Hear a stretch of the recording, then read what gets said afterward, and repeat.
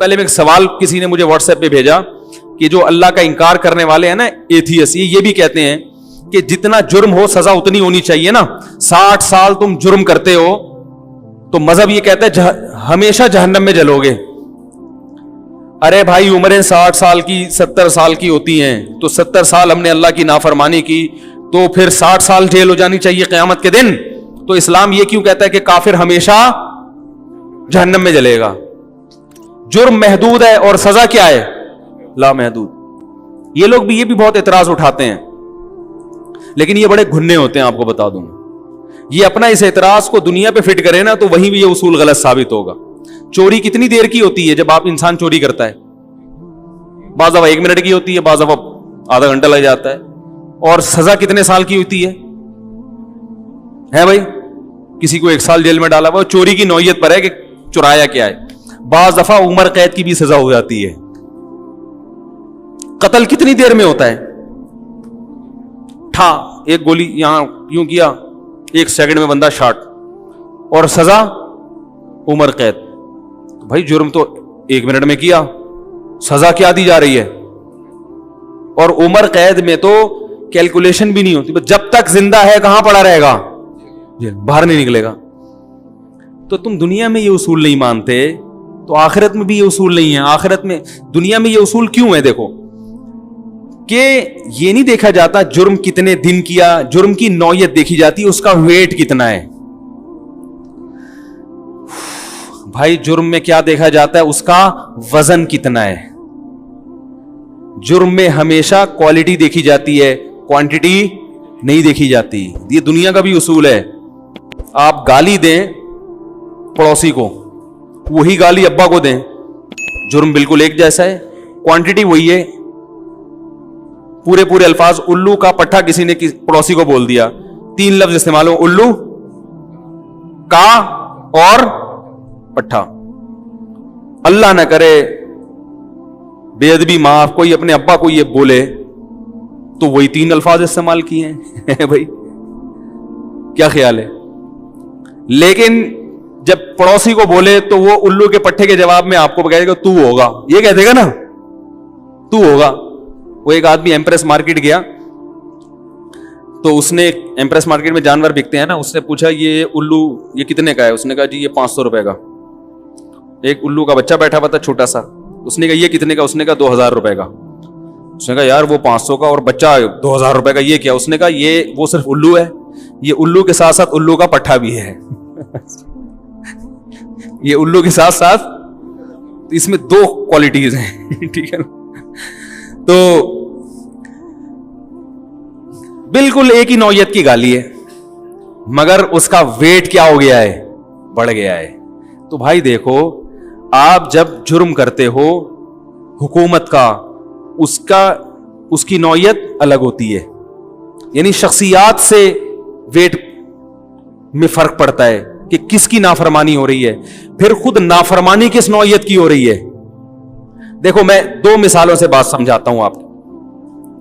ایک تو یہ کہ آپ نے گالی دی ابا کو, اس سے بھی فرق پڑے گا. وہی گالی دی پڑوسی کو, ویٹ کیا ہو جائے گا؟ کم. شخصیت بدلنے سے کیا ہو رہا ہے؟ جرم ایک ہی ہے لیکن وزن بڑھ رہا ہے کہ کس کی نافرمانی ہو رہی ہے, کس کو برا بھلا کہا جا رہا ہے.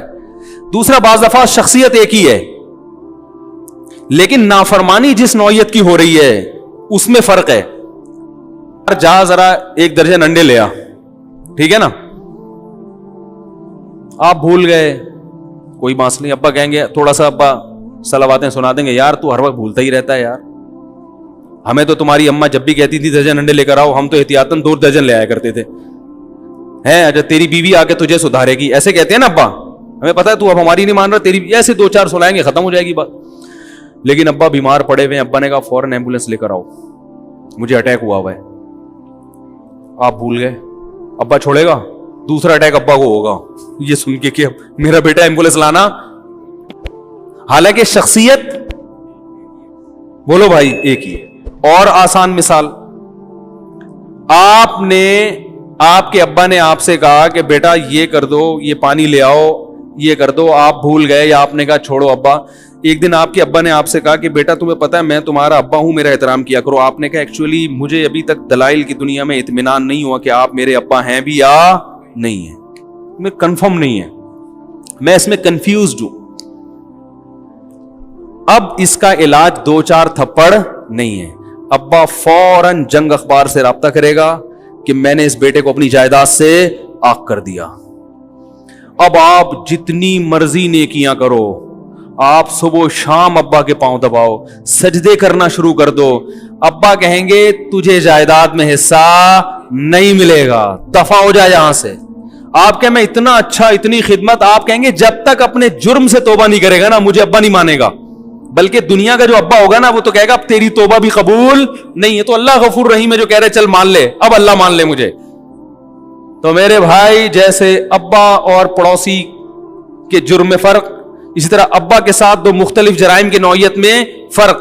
تو ایسے ہی یاد رکھو, ایک جرم وہ ہے جو آپ حکومت کا کرتے ہو یا انسان کو ستاتے ہو, اس سے اور اللہ کی نافرمانی میں زمین اور آسمان کا فرق ہے. جب اللہ آپ سے کہہ رہے کہ یہ کرو آپ نہیں کر رہے, اللہ کہہ رہے فجر کی نماز پڑھو آپ کہہ رہے ہو نہیں پڑھوں گا, اللہ کہہ رہے ظہر پڑھو آپ کہہ رہے ہو نہیں پڑھوں گا, اللہ کہہ رہے رمضان کے 1 مہینے کے روزے رکھو آپ کہہ رہے ہو نہیں رکھوں گا. یہ ہلکا جرم نہیں ہے, اس کو آپ ہلکا سمجھ رہے ہو, اللہ اس کو ہلکا نہیں سمجھ رہا. اللہ کہہ رہے تمہارا باپ, تمہاری ماں, تمہارا پڑوسی, ان کے احکام کو تم اگر ٹھکراتے ہو اس کی نوعیت الگ ہے, میرے آرڈر کو ٹھکراتے ہو تم, جیسے اللہ کی ذات بڑی تو اس کے حکم کو ٹھکرانا کی نوعیت بھی اتنی ہی وزنی ہے. اس پہ 2-4 سال قید سزا نہیں ہے. اگر اللہ نے 2-4 سال سزا رکھی ہوتی نا جہنم میں تو پھر اس کا مطلب یہ تھا کہ اللہ اپنی نافرمانی کے جرم کو کیا سمجھتا ہے, ہلکا. تو اور جرم ہلکا ہونے سے اللہ کا ہلکا ہونا لازم آ رہا ہے. کیسے سمجھائیں میرے بھائی, کیسے سمجھائیں. دیکھو پڑوسی کو آپ نے گالی دی, اس پہ بھی 1 تھپڑ لگا, ابا کو گالی دی اس پہ بھی 1 تھپڑ لگا. تیسرا آدمی یہ سمجھے گا کہ ان کے ہاں ابا میں اور پڑوسی میں کوئی فرق. کیا خیال ہے, جو پڑوسی کا مقام ہے ان کے ہاں ابا کا بھی وہی مقام ہے. کیا خیال ہے, پڑوسی کی نافرمانی کی 1 تھپڑ لگا, ابا کی نافرمانی کی 10 تھپڑ لگائے تو پبلک کہے گی کہ ان کے ہاں ابا میں اور پڑوسی کے حقوق میں فرق ہے, کیونکہ ابا کے مرتبے میں اور پڑوسی کے مرتبے میں ان کے ہاں کیا سمجھا جاتا ہے, فرق. اگر اللہ اپنی نافرمانی کی سزا ہلکی رکھتا تو یہ اس کی علامت تھی کہ اللہ کی نافرمانی کرنا بڑا جرم نہیں ہے بلکہ کم جرم ہے. تو یہ اس کی علامت بنتی کہ اللہ کی نافرمانی کرنا کم جرم اس لیے ہے کہ اللہ کا مقام اور مخلوق کا مقام ایک جیسا ہے, اللہ کی عظمت کم ہے. بھائی اس سے زیادہ میں کون سی زبان میں سمجھاؤں. دوسری بات یہ کہ آپ جرم کس نوعیت کا کر رہے ہیں. ہمیشہ کی جہنم تو ہر جرم پہ نہیں ہے, چوری پہ ہمیشہ کی آگ نہیں ہے, زنا پہ ہمیشہ کی جہنم نہیں ہے, حتیٰ کہ قتل پہ بھی ہمیشہ کی جہنم نہیں ہے, بخشش ہو جائے گی ایک نہ ایک دن قاتل کی بھی. ہر جرم پہ اللہ نے معافی رکھی ہے کہ سزا پا کے نکلے گا. لیکن ایک جرم اس نوعیت کا ہے کہ اس میں اللہ عاق کر دیتے ہیں. وہ کیا ہے کہ آپ اللہ کو مانتے ہی نہیں, یا اللہ کو مانتے ہو مگر ساتھ میں اس کے ساتھ جیسے ابا کو آپ مانو کہ ابا مجھے آج احساس ہوا کہ میں جو آپ کا انکار کرتا رہا یہ میں نے غلط کیا, آج مجھے احساس ہو گیا کہ آپ میرے ابا ہیں, لیکن پڑوسی بھی ابا ہیں. ابا کہے گا اس احساس کا یہ نہ ہی ہوتا تو زیادہ اچھا تھا, ہے بھائی. بیوی اپنے شوہر سے کہہ رہی ہے کہ میں نے آپ کا انکار کرتی رہا, آپ میرے شوہر نہیں, آج نادرہ والوں نے مجھے سرٹیفکیٹ لا کے دیا اور میرا نکاح نامہ دکھایا گیا تو آج دلائل کی دنیا میں پتہ چل گیا کہ آپ میرے شوہر ہیں, لیکن فلاں بھی میرا شوہر ہے, فلاں بھی. وہ کہے گا پھر تو اسی کے پاس چلی گیا. کیا خیال ہے بھائی. تو اللہ کہتے ہیں وما یؤمن اکثرهم باللہ الا وهم مشرکون, کہ ان میں اکثر لوگ اللہ پر ایمان لاتے ہیں اس حال میں کہ اس کے ساتھ شریک بھی کرتے ہیں. ایسا اللہ کو ماننا اللہ کو پسند نہیں ہے. وحدہ لا شریک لہ, اس جیسا کوئی نہیں ہے. لیس کمثلہ شیء, اس جیسا کوئی ہے ہی نہیں, اس کا تصور نہیں کیا جا سکتا. علی کل شیء قدیر, وہ جب کسی چیز کا ارادہ کر لے کوئی اس کے ارادے میں دخل نہیں دے سکتا. لا تأخذہ سنۃ ولا نوم, اسے نہ اونگ آتی ہے اسے نہ نیند آتی ہے. ولا یحیطون بشیء من علمہ الا بما شاء, اس کا علم لامحدود, تمہارا علم انتہائی محدود, اور وہ انتہائی بھی اتنا جتنا اللہ نے تمہیں دیا ہے. تو اس طرح کے اگر اللہ کو مانیں گے تو اللہ کہے گا مجھے مان رہا ہے, ورنہ وہ اللہ کو ماننا نہ ماننا کیا ہے, برابر. تو پھر اللہ کی نظر میں یہ اتنا بڑا جرم ہے اللہ کو نہ ماننا کہ اس جرم کو ایک نہیں ہے یہ 60 سال تک آپ کرتے رہیے جرم. اس کو یہ نہیں دیکھا جائے گا 60 سال تک کفر کیا تو جہنم میں 60 سال تک جلے. اس کی کوالٹی دیکھی جائے گی. اتنا بھاری بھرکم جرم ہے کہ اللہ کی رحمت سے ہمیشہ کے لیے مایوس. کما یئس الکفار من اصحاب القبور, اللہ فرماتے ہیں جیسے مرنے کے بعد لوگ مایوس ہوتے ہیں کہ دوبارہ زندہ نہیں ہوگا نا, اس طرح جو اللہ کے ساتھ شرک کرنے والے لوگ ہیں وہ اللہ کی رحمت سے آخرت میں ہمیشہ کے لیے مایوس. اور تیسرا کوئی طبقہ ہے نہیں, یا تو اللہ نے جنت بنائی ہے یا کیا بنائی ہے, جہنم. یا تو اچھے بن کے جنت میں جاؤ یا امتحان میں ناکام ہو کے, دنیا میں بھی ایسے ہی ہے, یا تو امتحان میں پاس ہوتے ہیں یا فیل ہوتے ہیں, بیچ کا راستہ نہیں ہوتا. وہ سپلیمنٹری بھی اس لیے ہوتی ہے کہ وہ پھر آخر میں فیصلہ کریں گے ادھر یا ادھر. تو آخرت میں آراف بھی ہوگا وقتی طور پر, جنت اور جہنم کے درمیان وہ وقتی ہوگا, اس کے بعد یا ادھر یا ادھر. وہ اللہ اپنی رحمت سے ادھر ہی کرے گا جنت میں ہی, لیکن وہ بھی ایمان کی شرط کے ساتھ. تو اس لیے بھائی آپ اعتراض کرو کہ جب یہ اسلام نے ایسی سزائیں کیوں دی ہیں, اسلام نے یہ کیوں کر دیا, کافر ہمیشہ جہنم میں جلے گا. اس لیے کہ وہ کافر ہے, اس کو ہر چیز سمجھ میں آ رہی ہے, بنانے والا سمجھ میں نہیں آ رہا. اس کو کبوتر بھی سمجھ میں آ رہا ہے, اس کو بلی بھی سمجھ میں آ رہی ہے بھائی, اس کو جناب اس کو انار بھی سمجھ میں آ رہا ہے, اس کو انگور بھی سمجھ میں آ رہا ہے. انار کا بنانے والا اس کی سمجھ میں نہیں آ رہا. اپنے مطلب کی چیزیں ساری سمجھ میں آ رہی ہیں, جہاں اپنی خواہشات کو قربان کرنا پڑتا ہے وہ چیزیں اس کی سمجھ میں اس لیے نہیں آ رہی کہ اس پہ سوچنے کے لیے تیار ہی نہیں ہے. آپ کسی جنگل میں پڑے ہوئے ہیں, صحرا میں, کوئی کھلانے والا نہیں, کوئی پلانے والا نہیں. ایک آدمی احسان کرتا ہے, جب آپ کی آنکھ لگتی ہے انگور رکھ کے چلا جاتا ہے. آپ کی آنکھ کھلتی ہے, آپ کہتے ہو یار زبردست انتظام, انگور کھا لیے. تھوڑی دیر میں آنکھ لگتی آتا ہے, کھانا رکھ کے چلا جاتا ہے. آپ اٹھتے اڑے, کھانا آ گیا, کھانا کھا لیا آپ نے, پھر آنکھ لگ گئی. تو تھوڑے دنوں میں آپ کو خیال ہوگا نا یار یہ کون ہے بھائی.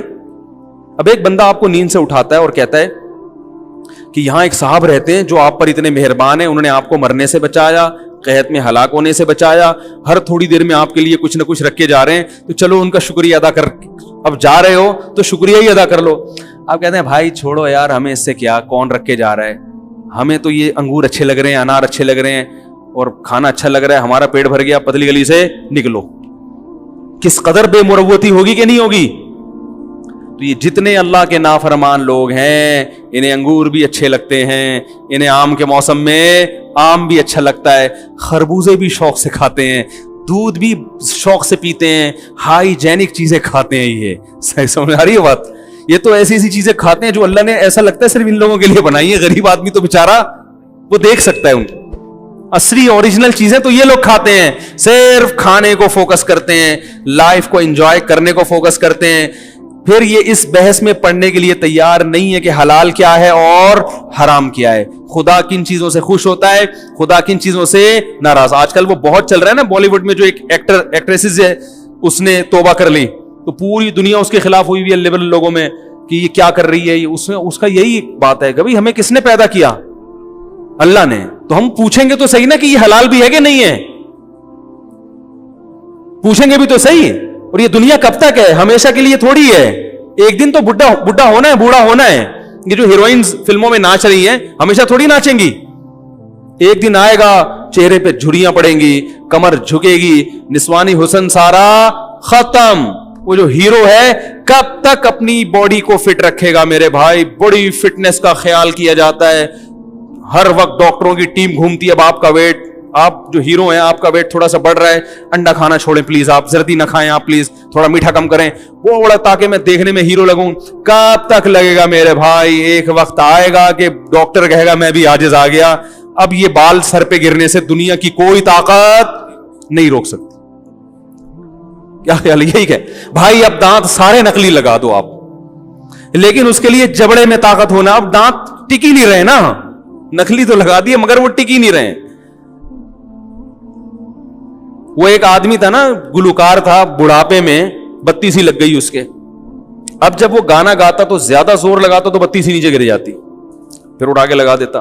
ایک وقت آتا ہے انسان کا, ایسا بھی آتا ہے, پھر وہ گاتا پھر بتی سی گر جاتی. تو لوگوں نے کہا بھائی گانا گاؤ, یہ بار بار کیسٹ کیوں تبدیل کر رہے ہو یار, ایک ہی کیسٹ لگا کے. یہ سب کے ساتھ ہوتا ہے, میں کسی کا مذاق نہیں اڑا رہا, سب کے ساتھ. تو جو عقل مند ہوتے ہیں وہ موت سے پہلے سمجھ جاتے ہیں کہ بھائی یہ جس چیز کو ہم ویژن بنا رہے ہیں, جس چیز کو ہدف بنا رہے ہیں, یہ چیز ہدف بنانے کی ہے نہیں.